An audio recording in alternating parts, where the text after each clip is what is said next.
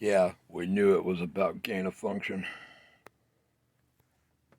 I want to dissect this one email that came from Dr. Auchincloss back to Dr. Fauci. Dr. Auchincloss, again, just to refresh, is Dr. Fauci's top deputy. So this is the email on Saturday, February 1st at 11:47 in the morning. And it's in response to the one that Dr. Fauci sent in the middle of the night saying, hey, we got important things. I got to talk to you. Keep your phone on. You're going to have tasks to do, etc. So he gets back to him.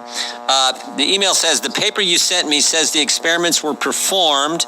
Again, the paper is about gain-of-function research at the Wuhan lab before the gain-of-function pause, but have since been reviewed and approved by NIH. Not sure what that means, since Emily is sure that no coronavirus work has gone through the P3 framework. She will determine if we have any ties to this work abroad. Dr. Giroir, are you part of when you were in the government, were you part of the P3 framework? I was not. How does the P3 framework, my understanding it's an oversight board that is there to decide if you are in fact going to fund any gain of function research. Is that right? That's what the intent is, but how it works, how research gets taken into that, it's unbelievable to me that coronavirus work would not get even into the process. If you look at the abstract from the latest grant that was done to EcoHealth, it talks about using protein sequence data, infectious clone technology, in vitro and in vivo infection experiments. This is all gain of function. How this could not get into the P3 process is unbelievable. And once it does, how does it work? So who's on it? How do you judge? Let's just back up for a second. I should have done this earlier. There was a pause in any gain of function research. My understanding was the pause was in 2014. And so for a few years, we didn't fund any of it. Right? I don't know why I think there's a fundamental question if we should be funding it at all, but we were funding it, paused 2014, was restarted a few years later, but under the premise that if we're going to restart it, we're going to set up this P3 framework, this oversight body, this oversight function that people will have to look at this closely, or a second look or whatever, some oversight look before it gets funded.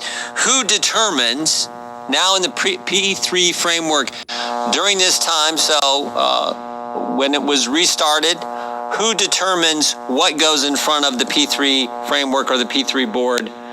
Who makes that determination? I am sorry, I don't know that, and I don't think anybody knows that about out of the hundreds or thousands of grants, who picks which ones go and not. And if there were truly no coronavirus work that got there, you have an intake problem.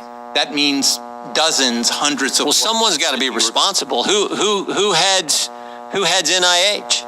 Well, ultimately the buck stops with Dr. Collins, who's the NIH director, and Dr. Fauci. He makes decisions on this. Dr. Fauci on NIAID. They are the directors. Ultimately, they are the responsible individuals. So, in the end, the people responsible for this, who are supposed to decide if a grant proposal is going to go in front of the P3 framework board process or not, is ultimately Dr. Collins and Dr. Fauci. Is that right?